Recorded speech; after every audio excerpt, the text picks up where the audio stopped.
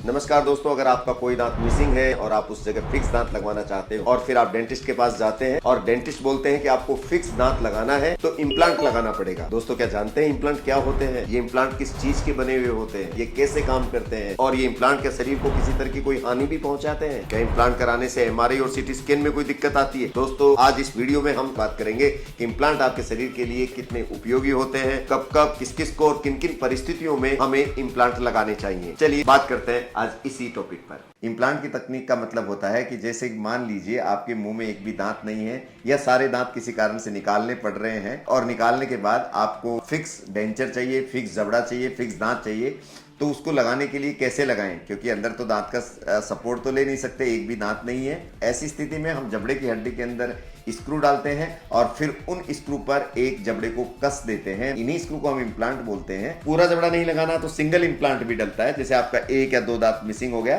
तो उसकी जगह इम्प्लांट का स्क्रू डालते हैं और उस स्क्रू से उस दांत को कस देते हैं। तो आप चाहे एक सिंगल दांत का रिप्लेसमेंट हो, चाहे पूरा माउथ का रिप्लेसमेंट हो, इम्प्लांट के थ्रू आप कितने भी दांत, फिक्स दांत लगवा सकते हैं। यही इम्प्लांटोलॉजी है। इसी तकनीक से हम मरीजों के फिक्स दांत लगाते हैं और फिर वो दांत इतने फिक्स होते हैं कि आप उनसे कुछ भी चीज खा सकते हैं, कुछ भी चीज तोड़ सकते हैं, कुछ भी चीज चबा सकते हैं। और इम्प्लांट का मतलब स्क्रू, ये टाइटेनियम के बने होते हैं, बॉडी के अंदर डालते हैं। बहुत लोगों को भ्रांति है कि इससे कुछ नुकसान होता है। किसी भी तरह का कोई नुकसान बॉडी को नहीं होता। वो इसलिए कि आपने देखा होगा कि ऑर्थोपेडिक सर्जन बड़ी बड़ी टाइटेनियम की रोड्स हाथों में डालते हैं, है ना। जब उसमें कोई नुकसान नहीं होता तो ये छोटे स्क्रू होते हैं, इसमें कैसे नुकसान हो सकता है? कुछ ड्रिल्स होती हैं जिनको विशेष मशीन के द्वारा जबड़े में ड्रिलिंग की जाती है और इनकी लंबाई 11 mm से लेकर के 20 mm तक भी हो सकती है। जितनी हड्डी होती है उतनी साइज का इम्प्लांट को सेलेक्ट करते हैं और फिर वो इम्प्लांट डाल देते हैं। कई बार ऐसी भ्रांति होती है कि इम्प्लांट डालने में मुंह के अंदर दर्द होता है। ऐसा बिल्कुल नहीं है। एनेस्थीसिया से डालते हैं इम्प्लांट। हमेशा ये ध्यान रखना, इम्प्लांट किस क्वालिटी का डालना है, कितने इम्प्लांट डालने हैं, ये सब डेंटिस्ट डिसाइड करता है मरीज का सीटी स्कैन कराने के बाद। जब हम सीटी स्कैन कराते हैं तो हमें हड्डी की लंबाई, ऊंचाई, चौड़ाई और उस हड्डी के अंदर कितनी स्ट्रेंथ है ये पता लग जाती है और पहले से ही उसकी पूरी स्टडी कर लेते हैं और स्टडी करने के बाद फिर सर्जरी करते हैं। तो सर्जरी बहुत आसान हो जाती है, बहुत प्रिसाइज तरीके से होती है और मरीज को किसी भी तरह की कोई तकलीफ नहीं आती। हाँ, कुछ लोग को मानना है कि डायबिटीज में इम्प्लांट नहीं डलते, ऐसा भी नहीं है।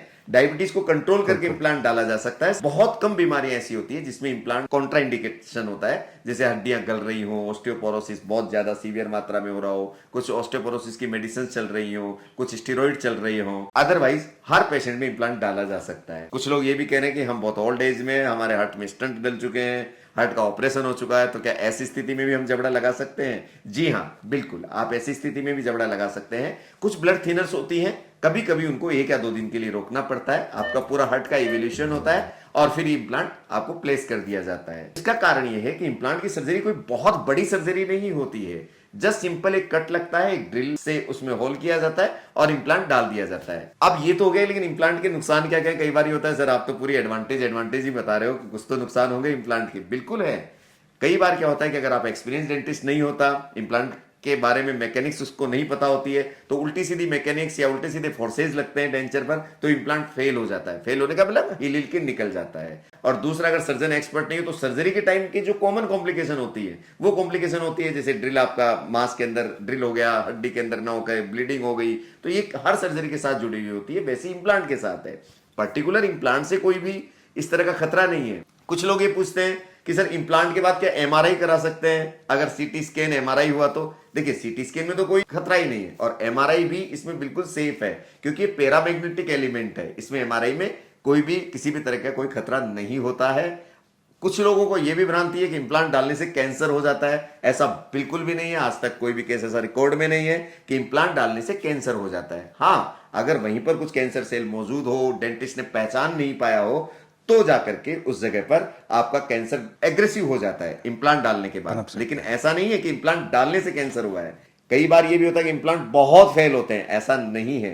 ये पूर्वाग्रह होता है कि आपके आसपास आपको कुछ ऐसे लोग मिले जो बिल्कुल एक्सपीरियंस डेंटिस्ट से नहीं डला पाए। तो एक्सपीरियंस डॉक्टर है तो ये चीजें कम से कम संभावना होती है क्योंकि पूरी प्रॉपर प्लानिंग के साथ काम करते हैं। तो इस तरह से इम्प्लांट की बहुत ज्यादा कॉम्प्लिकेशन नहीं है। इम्प्लांट कराइए, एक्सपर्ट जगह पर कराइए। आसपास भी अगर एक्सपर्ट डेंटिस्ट है तो उनकी पहचान कीजिए और वहां पर जाकर के इम्प्लांट लगवा लीजिए। इसलिए इम्प्लांट के बारे में जितने भी क्वेश्चन हो, मैंने बहुत सारे वीडियोस और डाल रखे हैं इम्प्लांट के बारे में, आप उनको सुनिए। हर जगह मैंने कोशिश की कि सारी भ्रांतियां आपकी मिटा सकूं। तो दोस्तों, इस तरह से इम्प्लांटोलॉजी है। मैंने कोशिश की है कि आपको बहुत आसान भाषा में इम्प्लांट और जबड़े के बारे में समझा सकूं। तो अपना ध्यान रखिए, खुश रहिए, इम्प्लांट से बिल्कुल डरिए मत।